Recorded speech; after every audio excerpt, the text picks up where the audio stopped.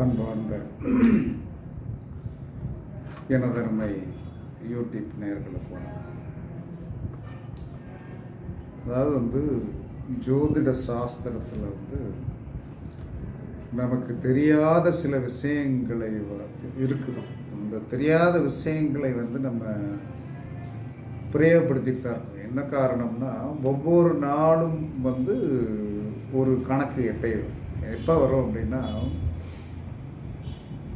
இந்த ஏதாவது ஒரு புதுமையான விஷயத்தை சொல்கிறோம்னா அது என்ன சொல்லலாம்னா, நம்ம எங்கே இருக்கும்போது அந்த வெயின் என்று சொல்லக்கூடிய ஒரு ஸ்பிரிச்சுவல் கிடைக்கும் அப்படிங்கிறது ஒரு கணக்கு இருக்குது. சொன்னால் சில பேர் சிரிப்பீங்க, என்ன இந்த இடத்துலாம் ஸ்பிரிச்சுவல் வருமா அப்படின்னு.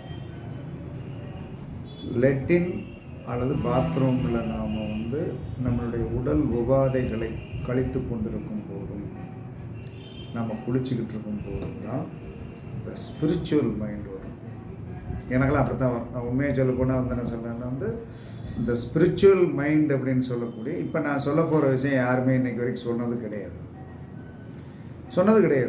அப்போ என்ன சொன்னேன், இதை எப்படி நான் சொல்கிறேன் அப்படின்னா, இது நேற்று இரவு நான் படுக்க போகிறதுக்கு முன்னாடி பாத்ரூம் போய் உட்காந்து சிந்தனை பண்ணுறேன்.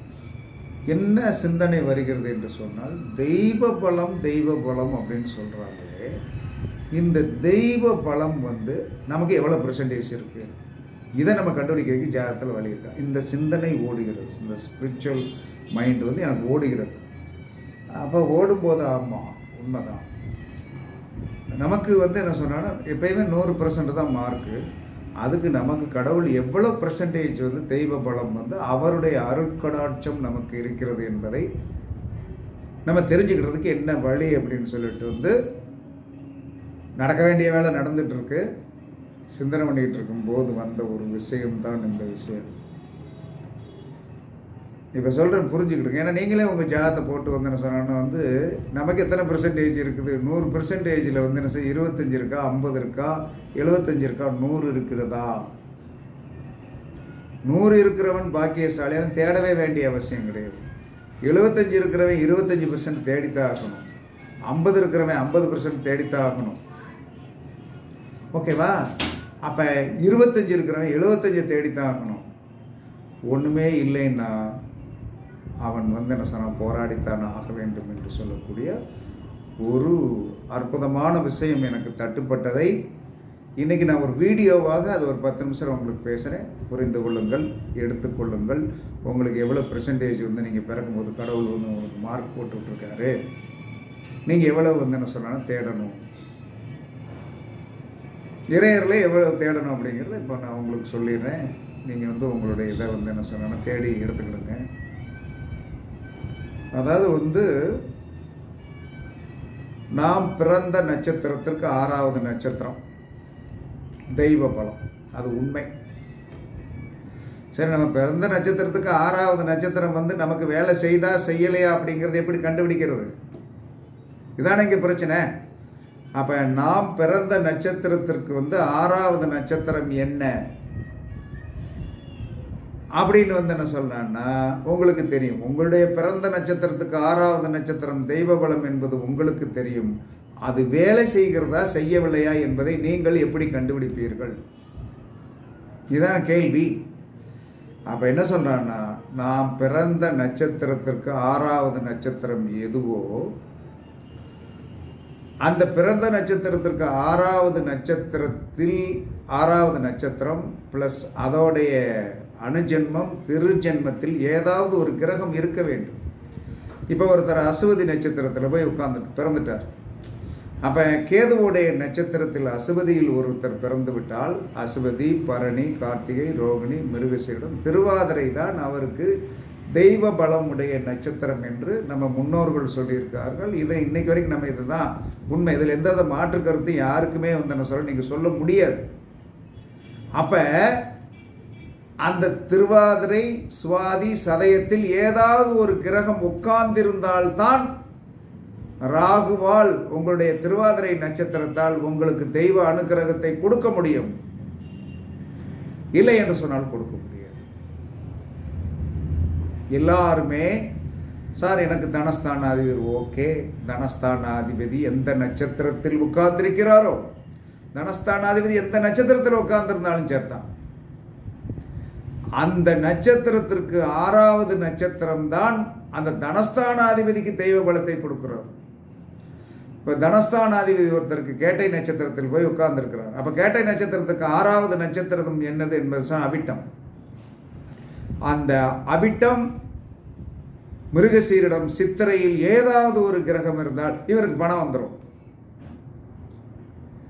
இதுதான் ஜோதிடத்தில் இருக்கிற பெரிய போராட்டம். கண்டுபிடிக்க தெரியாமல் எல்லாருமே பிரச்சனை இருக்கு. இப்போ நம்ம தெய்வ பலத்தை பார்ப்போம், அதுக்கடுத்து மற்றதை பார்ப்போம்.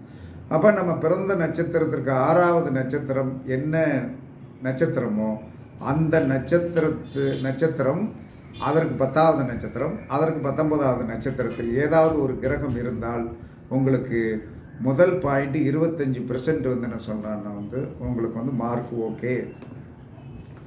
சரி, அப்போ 4 பாயிண்ட் இருக்குது. நம்மளுடைய சாஸ்திரத்தில் ஒரு பாயிண்ட் மட்டும் நான் எப்பயுமே சொல்ல மாட்டேன். அப்போ நாம் பிறந்த நட்சத்திரத்துக்கு 6வது நட்சத்திரம், நம்மளுடைய லக்கண புள்ளி இருக்கு இல்லையா, நம்மளுடைய லக்கண புள்ளி ஆணாக பிறந்திருந்தால் அந்த கட்டத்தில் 1, 3 நட்சத்திரம், பெண்ணாக பிறந்திருந்தால் 2, 4 நட்சத்திரம். இதில் யாராவது மாற்றி வந்து என்ன சொன்னால் நான் ஆம்பளைக்கு பொம்பளை, பொம்பளைக்கு ஆம்பளைன்னு பொறுத்து நீங்கள் போட்டு ஜோசியத்தில் வந்து அமைஞ்சோன்னா இவஞ்சோன்னான்னு கேட்டிங்கன்னா நான்லாம் ஏற்றுக்கிடவே மாட்டேன். ஒரு மனிதனுடைய பிறப்பு ஆண் என்று சொன்னால் ஒரு நட்சத்திரத்தின் 1வது பாதமும் 3வது பாதமும் ஆணுக்கு ஒதுக்கப்பட்டு விட்டது, 2வது பாதமும் 4வது பாதமும் பெண்ணுக்கு ஒதுக்கப்பட்டது. அப்போ தான் அம்சத்தில் வந்து நீ ஆணா பெண்ணாங்கிறத நிர்ணயிக்கிறது யாரு? அதான் நிர்ணயிக்கும். அப்போ என்ன சொன்னால் நீங்கள் எந்த நட்சத்திர புள்ளியில் உங்களுடைய உயிர் உட்கார்ந்திருக்கிறதோ அதுக்கு 6வது நட்சத்திரம். இப்போ ஒருத்தர் என்ன சொல்கிறாருன்னா வந்து சித்திரை நட்சத்திரம் 3ஆம் பாதத்தில் போய் வந்து அவர் உயிர் உட்கார்ந்திருக்கிறது, லக்கண புள்ளி உட்கார்ந்துருக்கு. சித்திரை நட்சத்திரம் 3வது பாதத்தில் உட்கார்ந்து. அப்போ சித்திரை, சுவாதி, விசாகம், அனுசம், கேட்டை, மூலம், இவருடைய தெய்வ பலமுடைய நட்சத்திரம் யார் என்று சொன்னால் மூலம். அப்போ மூலம், அசுவதி, மகம், இந்த 3 நட்சத்திரத்தில் ஏதாவது ஒரு கிரகம் உட்கார்ந்திருந்தால் இவருக்கு தெய்வ பலம் உண்டு. ஓகேவா? உங்களுடைய லக்கணம் என்று சொல்லக்கூடிய உயிர், அந்த உயிர் லக்கணம் லக் அப்படின்னு போட்டிருப்பாங்களே, அந்த லக்கு யாருமே ஜாதகம் எழுதுறவங்கள லானா மட்டும் போடாதீங்க. லானா போட்டு இக்கு போடுங்க. லக்கு அப்படி தான் போடணும்.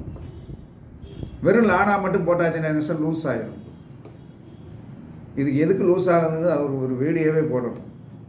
அப்போ லக் அப்படின்னு போட்டிருக்கிற அந்த லக்கண புள்ளி உட்கார்ந்த இடத்திற்கு 6வது நட்சத்திரம் தான் தெய்வ குலம்.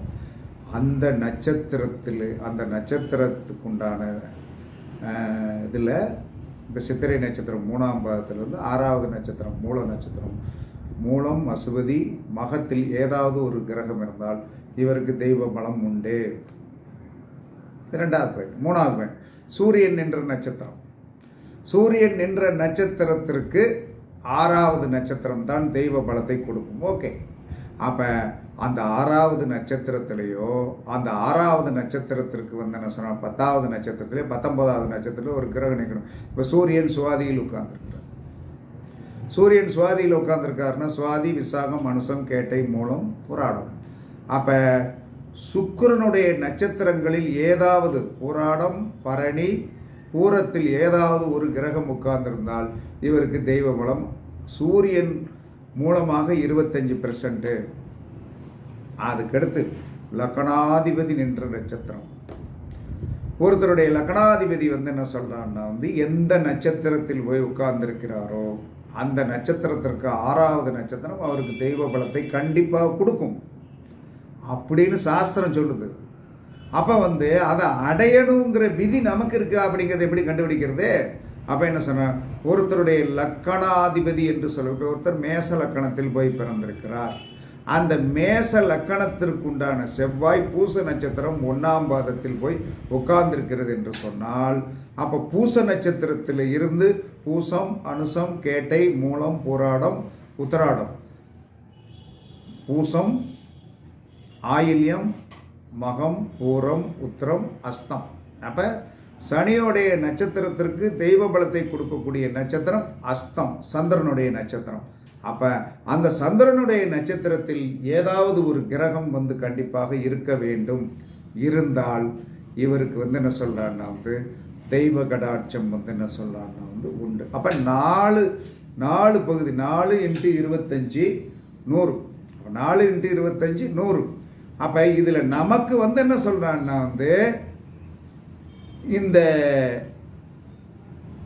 சந்திரன் நின்ற நட்சத்திரம், லக்கணாதிபதி லக்கணம் நின்ற நட்சத்திரம், லக்கணாதிபதி நின்ற நட்சத்திரம், சூரியன் நின்ற நட்சத்திரம். இந்த நட்சத்திரங்களில் வந்து இந்த நட்சத்திரங்கள் நின்ற இடத்திற்கு 6வது நட்சத்திரம் தான் தெய்வ பலம். அந்த 6வது நட்சத்திரத்திலும் அதற்கு 10வது நட்சத்திரத்திலும் 19வது நட்சத்திரத்திலும் என்ன சொல்றாருன்னா வந்து கிரகங்கள் இருந்தால் உங்களுக்கு 100% வந்து என்ன சொல்றாங்கன்னா தெய்வ அனுக்கிரகம் உண்டு. அது இல்லாமல் வந்து என்ன சொல்றான்னா அதில் இல்லையா ஒன்றும் பண்ண முடியாது. இதில் வந்து என்ன சொல்றான்னா வந்து இதை செக் பண்ணி பாருங்க. சந்திரன் என்ற நட்சத்திரத்திலிருந்து 6வது நட்சத்திரம், லக்கணம் நின்ற நட்சத்திரத்திலிருந்து 6வது நட்சத்திரம், லக்கணாதிபதி நின்ற நட்சத்திரத்தில் 6வது நட்சத்திரம், சூரியன் நின்ற நட்சத்திரத்திலிருந்து 6வது நட்சத்திரம். இந்த நட்சத்திரங்களில் வந்து இந்த நட்சத்திரங்களுக்கு இந்த நட்சத்திரங்களுடைய நட்சத்திரத்தினுடைய 10வது நட்சத்திரம் 19வது நட்சத்திரம் இல்லை அதே 6வது நட்சத்திரத்தில் ஒரு கிரகம் இருந்தால் 100% வந்து என்ன சொல்கிறாங்கன்னா தெய்வ பலம் உண்டு. இப்போ ஒரு கணக்கு எல்லாத்துக்கும் ஆர்வம் வந்துடும். எனக்கே நான் போட்டு பார்த்தேன் 100க்கு 50% தான் எனக்கு கிடைச்சிருக்கு. 100 மார்க்குக்கு 4 இடத்துல இருக்கணும். நமக்கு கடவுள் கொடுத்தது என்ன சொன்னா 100க்கு 50 மார்க் தான் கொடுத்துருக்கார். அது நம்ம விதி. என் பையனுக்கு போட்டு பார்த்தா 75 மார்க் போட்டிருக்காரு. நம்மளோட நல்ல தெய்வ பலம் அவனுக்கு இருக்குது. அப்போ ஒவ்வொருத்தருக்கும் இப்படி போட்டு பாருங்கள். போட்டு பார்த்துட்டு என்ன சொல்லலான்னா வந்து நீங்கள் வந்து என்ன சொல்லலான்னா வந்து இதுதான் விதி. அதாவது தெய்வ பலம் நமக்கு எவ்வளவு இருக்கிறது, தெய்வ சக்தி என்று சொல்லக்கூடிய அந்த ஆதிபத்தியம் நம்மளுக்கு எவ்வளோ பெர்சன்டேஜ் வந்து நமக்கு வந்து என்ன சொன்னால் அவர் இருக்கிறாரு. ஒரு பையன் வந்து என்ன சொல்கிறான்னா 25 மார்க் வாங்கியிருக்கானா, 50 மார்க் வாங்கியிருக்கானா, 75 மார்க் வாங்கியிருக்கானா, 100 மார்க் வாங்கியிருக்கானா. 25ன்னா பூவர், 50ன்னா 100க்கு 50 வாங்கிட்டான், 75ன்னா ஃபஸ்ட் கிளாஸ். அதற்கடுத்து என்ன சொன்னான்னா வெரி குட். இதில் வந்து என்ன சொன்னான்னா இதுதான் நம்ம பிறப்புடைய உண்மையான கர்மா. இதை பார்த்து தெரிந்து கொள்ளுங்கள். சரி சார், இப்படி வந்து என்ன சொன்னால் 25% எனக்கே 50% இருக்கு, நான் எவ்வளோ சின்ன வயசில் போராடிப்பேன்னு பார்த்துட்டு. ஆமாம், நமக்கு இயற்கையாகவே வந்து என்ன சொல்கிறேன்னா வந்து இயற்கையாகவே காற்றோட்டமான இடத்தில் நாம் இல்லை என்று சொன்னால் நாம் என்ன செய்யணும்? கண்டிப்பாக வந்து என்ன சொன்னால் கல்ஃப் கண்ட்ரி மாதிரி வீட்டில் ஏசி மாட்டித்தான் ஆகணும். அப்போ நாம் என்ன செய்வது அப்படின்னா, இப்போ இந்த 4 கிரகங்கள் தான் நமக்கு தெய்வ பலத்தை கொடுக்கணும். லக்கணத்துக்கு 6 லக்கணாதிபதி நின்ற நட்சத்திரத்துக்கு 6 சந்திரன் நின்ற நட்சத்திரத்துக்கு 6 சூரியன் நின்ற நட்சத்திரத்துக்கு 6 இந்த கிரகங்கள் எது என்று பார்த்து எந்த கிரகத்தில் வந்து கிரகம் இல்லையோ அந்த கிரகத்திற்கு உண்டான உணவை நீங்கள் நித்தமும் சாப்பிடத்தான் இந்த தெய்வ சக்தியை உருவாக்க முடியும். அதுக்கு ஒரு உதாரணம் சொல்லிடுறேன். இப்போ ஒருத்தருக்கு வந்து என்ன சொல்கிறான்னா வந்து விசாக நட்சத்திரம் அப்படின்னு சொல்லி வரும்போது என்ன சொன்னால் விசாக நட்சத்திரத்தில் லக்கண புள்ளி உட்கார்ந்துருக்கிறார். அப்போ விசாகம், அனுசம், கேட்டை, மூலம், போராடம், உத்திராடம். அப்போ வந்து என்ன சொன்னான்னா வந்து 6வது நட்சத்திரம் விசாகம், அனுசம், கேட்டை, மூலம், போராடம், உத்திராடம் 6வது நட்சத்திரம். அப்போ இந்த 6வது நட்சத்திரம் வந்து இவருக்கு தெய்வ பலத்தை கொடுக்க வேண்டும். அப்போ என்ன சொல்கிறாங்கன்னா இந்த 6வது நட்சத்திரத்திற்கு உண்டான சூரியனுடைய நட்சத்திரமாகிய உத்திராடத்திலேயோ கார்த்திகையிலேயோ உத்திரத்திலேயோ கிரகம் இல்லை என்று சொன்னால், கிரகம் இல்லை, இல்லைன்னா வந்து இவருக்கு வந்து அந்த சூரியனால் வந்து இவருக்கு கிடைக்க வேண்டிய அந்த பலன் கிடைக்காது. யாராக இருந்தாலும் கிடைக்காது. இயற்கையாக இல்லை, இயற்கையாக தாய்கிட்ட தாய்ப்பால் இல்லை. இவர் புட்டிப்பால் குடிச்சு தான் ஆகணும், புட்டிப்பால் குடிச்சு தான் ஆகணும். இதை எவராலையும் மாற்ற முடியாது. அப்போ என்ன செய்யணும்னா சூரியனுடைய உணவு, சூரியனுடைய உணவு என்று சொல்லக்கூடிய சூரியனுடைய உணவு என்பது கோதுமை. அப்போ எந்த ஒரு லக்கணம் புள்ளிக்கோ சந்திரனுடைய புள்ளிக்கோ சூரியனுடைய புள்ளிக்கோ லக்னாதிபதி நின்ற புள்ளிக்கோ 6வது நட்சத்திரம் தெய்வபல நட்சத்திரமாக வந்து அந்த நட்சத்திரத்திற்கு உண்டான ஜென்மம் அணுஜென்மம் திருஜென்மத்தில் கிரகம் இல்லை என்று சொன்னால் அந்த கிரகத்துடைய உணவை நாம் அடிக்கடி உணவில் சேர்த்து கொண்டால் கால் இல்லாதவனுக்கு ஒட்டுக்கால் வச்ச மாதிரி கிடைக்கும். இயற்கையாக மழை பெய்து வளர்ந்த செடிக்கும் நம்மளாக தண்ணி ஊற்றி வளர்க்குற செடிக்கும் ஒரு வித்தியாசம் உண்டு. ஓகேவா? அதனால் உதாரணம் என்ன சொல்லிட்டேன், இருக்கிறவங்க கவலைப்பட வேண்டாம். ஒருத்தர் விசாக நட்சத்திரத்தில் ஒரு லக்கண புள்ளி இருக்குது, அவருடைய 6வது நட்சத்திரம் வந்து உத்திராடம். உத்திராட நட்சத்திரத்திலேயோ கார்த்திகை நட்சத்திரத்திலேயோ உத்திர நட்சத்திரம் ஏதாவது ஒரு கிரகம் இருக்கணும். இல்லை அப்போ சூரியனுடைய கடாட்சம் கிடைக்காது. அப்போ என்ன சூரியனுடைய கடாட்சம் கிடைக்க வேண்டும் என்று சொன்னால் நீங்கள் கோதுமை உணவு சாப்பிட வேண்டும். 2வது தேன் சாப்பிடுங்கள். சூரியனுடைய ரசம் என்னது? தேன். சந்திரனுடைய ரசம் நல்ல வந்து என்ன சொல்றான்னா கிணறுகளில் எடுக்கப்பட்ட தண்ணீர். நீங்கள் உங்கள் அங்கேருந்து ஏற்றி விடுறான் இங்கேருந்து ஏற்றி விடுறான்லாம் கிடையாது. பூமியில் தண்ணீர் வந்து அந்த கிணத்துல ஊறணும், அந்த கிணத்துல தண்ணி எடுத்து குடிக்கணும். இப்படி சாத்தியக்கூறுகளை உருவாக்குங்கள். உங்களுக்கு வந்து என்ன சொல்கிறான்னா வந்து சனியோடைய நட்சத்திரம் 6வது நட்சத்திரம், சனியோடைய நட்சத்திரம் வந்து என்ன சொல்கிறான்னா இப்போ சனியோடைய நட்சத்திரத்தில் வந்து என்ன சொன்னான்னா லக்கண புள்ளி நிற்கிறது என்று சொன்னால் அந்த சனியோடைய நட்சத்திரத்திற்கு 6வது நட்சத்திரம் சந்திரனுடைய நட்சத்திரமாக வந்து அந்த சந்திரனுடைய நட்சத்திரத்தில் எந்த கிரகமும் இல்லை என்று சொன்னால் அப்போ நீங்கள் என்ன செய்யணும்? இயற்கையாக என்ன சொல்கிறோன்னா பூமியில் வந்து என்ன சொல்கிறாருன்னா வந்து இல்லைன்னா இதுக்கு சரி கிணறு இல்லை சார் அப்படின்னா அடிவம்பில் தண்ணி அடித்து குடிங்க. நல்ல அடிவம்பா பார்த்துடுங்க. ஊரில் எந்த ஈசானிய மூலையில் வந்து என்ன சொல்கிறான்னா ஊரோடைய ஈசானிய மூலையில் எந்த அடிவம்பு இருக்கிறதோ அது இறைவன் அருளால் நல்ல தண்ணியாக இருக்கணும். இருந்தால் டெய்லி ஒரு குடம் போய் அடித்து எடுத்துகிட்டு வாங்க, வீட்டில் வச்சுடுங்க, அந்த தண்ணீரை குடிங்க. சந்திரனுடைய நட்சத்திரத்தில் எந்த கிரகம் இல்லை என்று சொன்னால் சந்திரனுடைய ரசம் வந்து என்னது தெரியுமா? ஜலம். இதுதான் ஒரிஜினல் ஜலம். ஏன்னா பூமியிலேருந்து அடித்து வரும்போது அப்படி மேலே எலும்பி வரும் தண்ணீர் அடிபம்பில். கிணத்துலேருந்து இறைச்சி எடுக்கலாம், அது நல்ல தண்ணீராக இருக்கணும். ஓகேவா? அதற்கடுத்து செவ்வாயுடைய நட்சத்திரங்களில் ஏதாவது ஒரு கிரகம் இல்லை. செவ்வாயுடைய நட்சத்திரத்தில் வந்து நமக்கு செவ்வாய் 6வது நட்சத்திரமாக வராரு. அவருடைய நட்சத்திரத்தில் ஏதாவது ஒரு கிரகம் இல்லை என்று சொன்னால் செவ்வாயுடைய ரசம் என்ன என்று சொன்னால் பசும்பால். அப்போ அந்த பசும்பால் வந்து என்ன சொன்னான்னா இரவு படுக்க போகும்போது 100 மில்லி வந்து என்ன சொன்னான்னா வந்து காய்ச்சி அதில் தேவையான அளவு பணங்கள் கண்டுபிடி தண்ணீர் சேர்க்கக்கூடாது. குடித்தீர்கள் என்று சொன்னால் செவ்வாயுடைய பலம் கிடைக்கும். அதற்கடுத்து புதனுடைய ரசம்.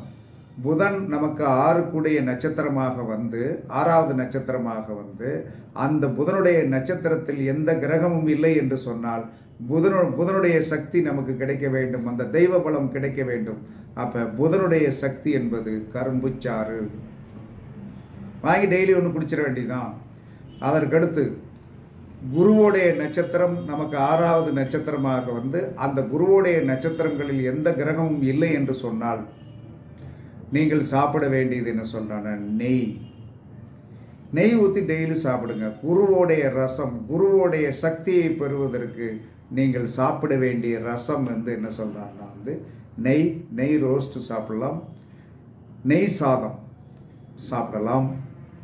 அதற்கடுத்து சுக்கிரன் நமக்கு லக்கணத்துக்கோ சூரியனுக்கோ லக்கணாதிபதி நின்ற நட்சத்திரத்திற்கோ 6வது நட்சத்திரமாக வந்து அந்த சுக்கிரனுடைய நட்சத்திரங்களில் வந்து எந்த கிரகமும் இல்லை என்று சொன்னால், அப்போ சுக்கிரனுடைய ரசம் என்னது? தயிர் சாதம். தயிர் சாதம் சாப்பிட்டீர்கள் என்று சொன்னால் சுக்கிரனுடைய சக்தி கிடைக்கும். அதற்கடுத்து சனி நமக்கு 6வது நட்சத்திரமாக தெய்வபல நட்சத்திரமாக வந்து சனியோடைய நட்சத்திரங்களில் ஏதும் ஒரு கிரகம் இல்லை என்று சொன்னால் டெய்லி ஒரு இளநீர் சாப்பிடுங்கள். சனியோடைய ரசம் இளநீர். அதற்கடுத்து என்ன சொல்றாருன்னா வந்து ராகுவுடைய ரசம். அப்போ ராகுவுடைய ரசம் என்பது என்ன சொல்றாருன்னா வந்து எனக்கு கொஞ்சம் சரியாக தெரியல. நான் வந்து ராகுவுடைய ரசமும் கேதுவுடைய ரசம் வந்து டைரியில் எடுத்து பார்க்கணும். இதை இந்த யூடியூப் வந்து போட்டு விட்ட பிறகு நான் என்னுடைய கமெண்ட் பாக்ஸில் வந்து என்ன சொல்கிறேன், ராகுவுடைய ரசம் கேதுவுடைய ரசத்தை வந்து சொல்லிடுறேன், பார்த்து பலன் பெறுங்கள். இதுதான் நமக்கு தெய்வ பலம் இருக்கிறதா இல்லையா என்பதை கண்டுபிடிப்பதற்குண்டான வழி, இந்த தெய்வ பலத்தை மீண்டும் உருவாக்குவதற்குண்டான வழி இதுவே என்று கூறி உங்களிடமிருந்து விடைபெறுவது சிப்பிப்பாறை ஜோதிடர் சாதி ராகவன் ஜெயபாலாஜி. சுகமே சொல்க, வாழ்க வளமுடன், வாழ்க வளமுடன். வணக்கம்.